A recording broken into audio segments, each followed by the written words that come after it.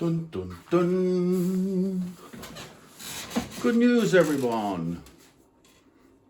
Today I'm making another podcast about friends, and I'm now trying both my AirPods to see, if the sound will be even better because it's supposed to be in stereo. So, friends, having a female friend or a male friend, I find the difference is uncomparable. You can't compare it to each other. And my experience is that having a girlfriend and a boyfriend are very different from having a woman that is you live with, your girlfriend, with that sense. A loyal friend is a friend that will stick with you nearly no matter what. I mean, there are boundaries when it comes to all from criminal activities to when it comes to that it will be such a burden, both mentally, physically, economically, and also when it comes to people that are enforcing themselves into your life and into your other friends and your family. So what I was trying to accomplish with the last podcast, I guess, was just in general my experience with having new friends. It's a complicated life for many of us. It has to do with previous lives, moving around, and also having many different sorts of people in your life. And that's why I can understand that a lot of people, they prefer to make it a lot simpler. Make it simple to not involve as many people as I have done, I feel. And I'm sure many of you others out there watching this also feel that is being too many people in your life, and while others maybe think it's not enough. But for me, I just can see the very essence of having a friendship is to get a good friend that are loyal and you can trust and will be there when it's possible. And that's the thing also. I have some friends, male and female, that are coming in and out of my life. And I can understand that depending on what's going on, depending on if they have a relationship or not, if they have economical problems or not, if they have could be physical problems, mentally problems, and it's also location. It's geographically located close to me or not, and this is for sure a common theme for many people, I guess, that we cannot control all the emotions around those things. So I would say, first of all, that I'm blessed with, like I previously said in part 1, I guess, with many good friends. I said 5, 6, maybe I have 7, 8. Depends what I have really been fortunate to to use a lot of my time to get to preserve those friendships. And in my life, my crazy life, I am really amazed that I still have so many of those friends. And some friends have come and gone, but some have stuck. They've been sticking to me. And I would say it's been a two ways work, hard working. You work to preserve your relationship, right? Because sometimes it goes to hardships, and sometimes it's go beyond the borders of what is expected from you as a friend. And I, of course, have heard about and know people even that have gone through a lot worse hardship than I have with my friends. And but I have been pretty out there on the edge, and been not a easy person to deal with in periods. What I hope I have expressed is that how thankful I am with the friendship, and also that I work to make up for something and to make that balance. I find that balance pretty important. And of course, when it comes to male friends, I guess it's been I'm not sure how to. I don't know even how to express that relationship, but it can, of course, become a competitive thing, especially if there's a girl, a woman involved in some way, like could be like Friends of Three, like that show back in the day, Three of a Kind, I think it was the name, yeah. And that's the if you have two alpha male get into that, I know how that's not gonna work. So it's to find equality within that kind of threesome, if you can call it that. It's just some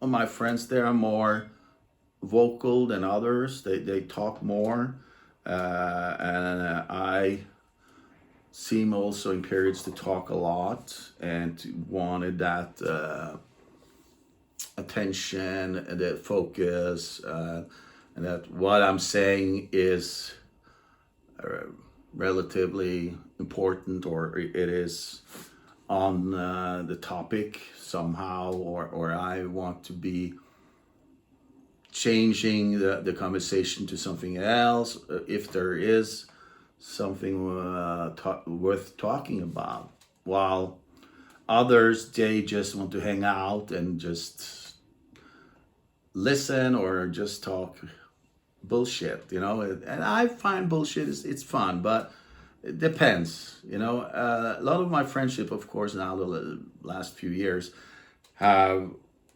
been online, on the phone, on video conference, FaceTime, and chatting, of course, chatting a lot, and it's very different, but of course, since I know these people in real life, it becomes, because I had a couple of friends I got to know through Facebook, actually a bunch when I think about it.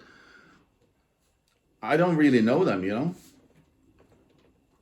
I haven't met them in real life, and I can just try to figure out what kind of personality they are through their profile on Facebook, but what they saying or not saying, and what they ask me about. And it's easy to get into a trap there when you think you know somebody, but then when you maybe eventually meet them, you find that, whoa, this was I This happened to me actually many years ago, maybe 10 or something, no more, 12, 13. Anyways, it was a while ago. And when I met the person, uh, I, I understood right away that she was too intense for me, or too, yeah, I would say intense. And I just wanted to show her some of the different congregations in the area where I live, where she could go in some churches or meetings, and that was it. But it seemed like she wanted something more, and I wasn't into that. First of all, at the time, I wanted to try to be single for a little while, but also, well, that lasted actually a year, in fact. But yeah, so I should have understood, that she was after something, but I just had to. Sorry, I am not. First of all, she wasn't my type. That's for sure. But the other thing is she was just too intense, and she had, well, beside music and a few other things, I would say it was we are very different types of people. So in that experience, I had a similar experience probably a few years earlier, but it didn't. I guess the other person, she read the signs that I wasn't interested, and this person as well was previously talking about now. She also understood that, because I think I even said it or wrote it later on the chat. I don't know. But she got another boyfriend, and I was like very happy for her.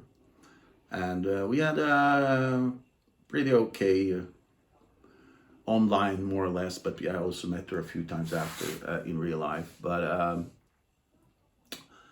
that's the story about meeting somebody online and figuring out if that's a person you want to get to know more. Because that's the thing also with female friends, as I often call girlfriends. It's that it could develop to something else, more to a boyfriend, girlfriend, a lover relationship, and then if it doesn't work out, it can also destroy the friendship, and that's another thing which I know a lot of guys, and including myself, are struggling with when it comes to having that female friend. And I am, of course, talking as a heterosexual, but I'm sure it's very similar for guys who's gay and women that are gay. It's that to distinctively understand what it means. I mean, you could have like maybe a one night stand or occasional, friends with benefits, but it's really you have to be a special person to be able to deal with that. I'm not too good with dealing with something like that. But I don't have that much experience with it even. So, but still, it's I'll try to keep my hands away. I don't know, I'm trying to animate a bit more than usual. So when I shake the camera, sorry. So in that perspective of having a relationship as a friend with a female, I would say it has its pros and cons. the pros and cons. Yeah, I always forget. Anyways, it has its positive sides and negative sides. But I find the huge positive side of having a female friend is to get more empathy and not have also that alpha male competition that some of my friends can get into. Not the keepers, I would say, but some of the friends that have passed by shorter and longer periods in my life, that thing can become the competitive side of male, which means from not understanding the problem, just say, hey, keep it together, man, or, just that's it. Could be like there's no empathy within the direction of giving you some kind of advice that really are worth getting into, because maybe they have no clue what you're talking about. And I find with my female friends, I have several of them.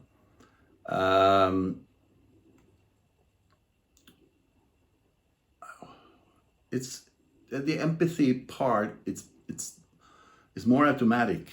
There's no pretending or being pretentious of, saying, oh, you don't feel good. Like, oh, that was a shame. It's like, but we getting to a listening conversation, or they getting to more remembering how I am, what I'm all about. And also I find I can give also the empathy of if they're struggling with their guy, or they're struggling with other things. I think that's what I've understood from my female friends, is that they think I have a very open-minded way of thinking. And I had like that. I can, as far as I can remember, when I was even a kid in the kindergarten and in early in my school years, primary school, and so that's why some people even thought I was gay, and I'm not. But I just find it's easy to talk with girls. They are very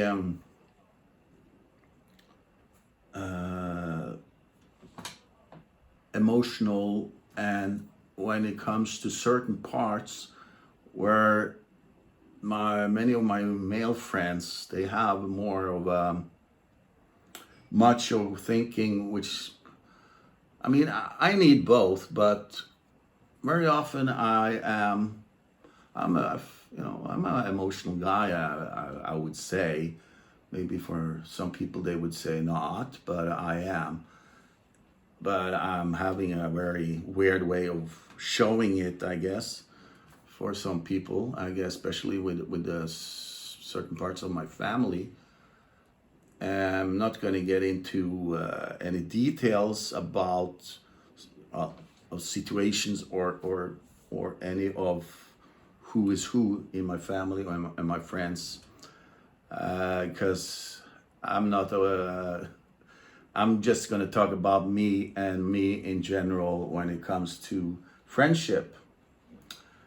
I just will say that I'm again feel lucky to be in a position where I can pick up a phone, I can send a text, I can, if I had been close to my close friends in Canada and Norway, I could have stop by and talk to them.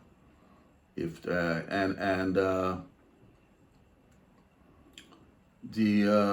like I said, the positive sides of female friends is that empathy in a way that I am often struggling a bit with my male friends. So I know that's why, especially people that got into a relationship when they were young, got married young, and so on, they have, the male has just male friends, the female has just female friends, or occasional, especially my impression, my experience is that some of my, actually both my previous two wives, they had gay friends, good friends. And I also seen that too on films or whatever, TV series, that, it's such a nice to have a gay friend. And I can understand that, because I guess that's, I have some friends that are gay, but they're not close friends. But I can understand the part there because I think it was Eddie Murphy on a stand-up. He said, they don't want anything from you, and you don't want anything from them, and it's like, but you still have that. I don't know the rest of this story, but it was like, yeah, it's true. There's a straight up line border between, they're not going to get into any sex. So it's all about the emotions and friendship. And like I said, that's it can get to some awkward positions when you have a female friend, and if you fall for her, it's hard not to proceed in some way of showing that interest. And that's, I guess, why many male friends, they don't have female friends. They have their girlfriend, their lover, their partner, their spouse, and therefore also I know my second wife was in the period very jealous of me having female friends. And as I will say, maybe, some would say, oh, it's not natural. Are you making out with them? Are you in it? And I can see the perspective, but on the other hand, like I said, I always had female friends as well as male friends. For me, I couldn't think how it would work without them. I would say I would have missed out a lot. Yes, there is a lot of situation that must be dealt with. So, and I know I have been in conversations with my female friends where they have to draw the line, or I have to draw the line, because I say, well, my wife is jealous, and you can't write that on Facebook or whatever. But which I find ridiculous, especially when I know my second wife, she has bunch of male friends, and a couple of them are even earlier lovers, boyfriends, partners. So having the same rule for each other, very important. And that comes to friendships as well. You have to have the same rule for them as for yourself, because making different rules, that means you put them on a different level. I mean, okay, if you say one is psychotic and the other one is,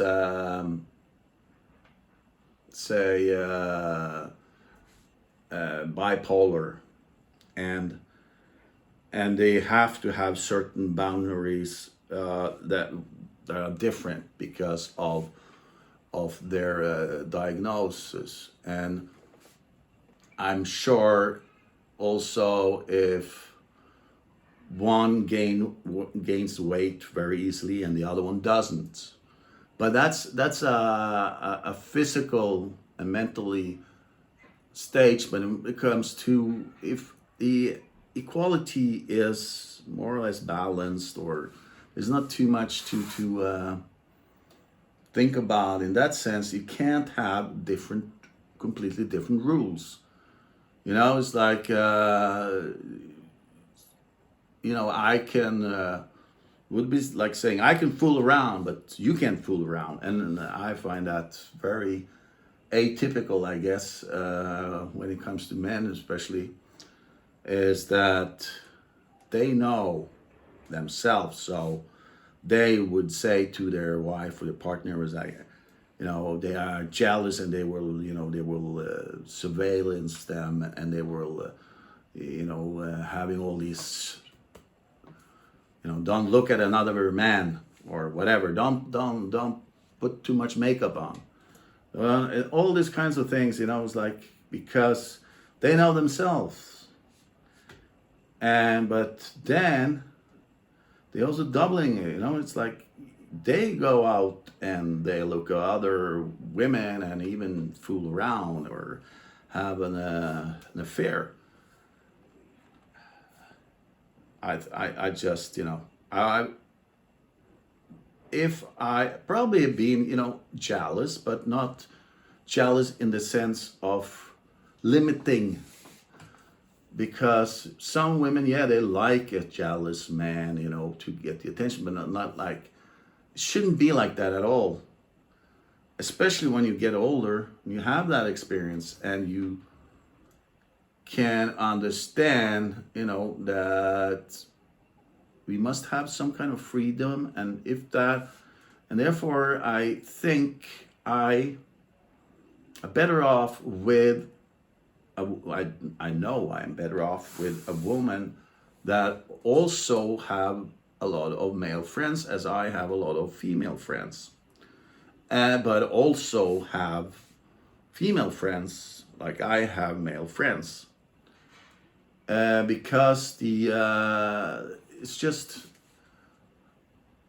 the start point in your life can be so different, but maybe you meet at a certain point in life where you have equality to get into a relationship with be a partner,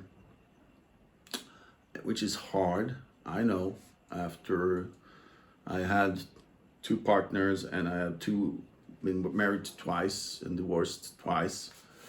And well, actually, I'm in the end phase of getting a divorce from my second wife. And I know how much work it takes. And it's, at one point, I had to give up, or I had to do something to change, get out of that relationship,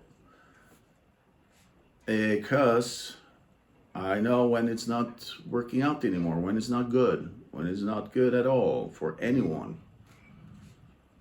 So, but you have to try different things to make it work. But when you try more than enough, it's a lot of other possible partners out there, and it's heartbreaking and all that.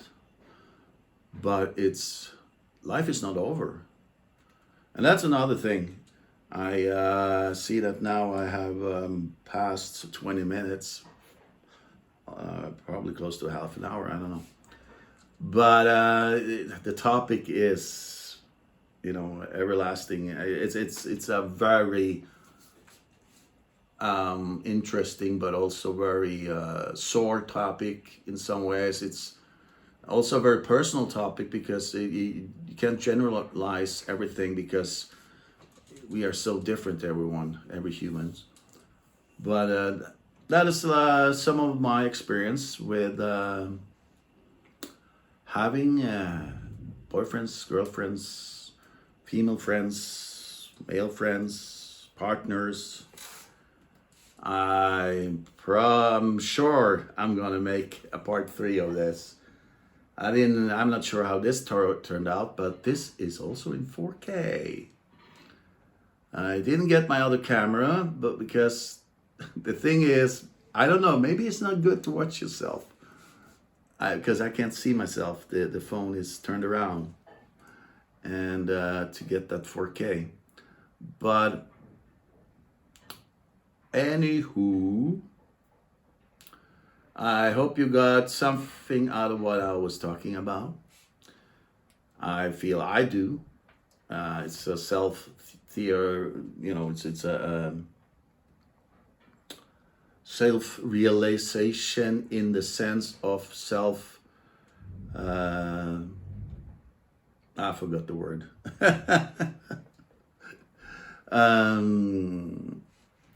Yeah, you know the word. So, see you another time, and you have a nice day now. Take care.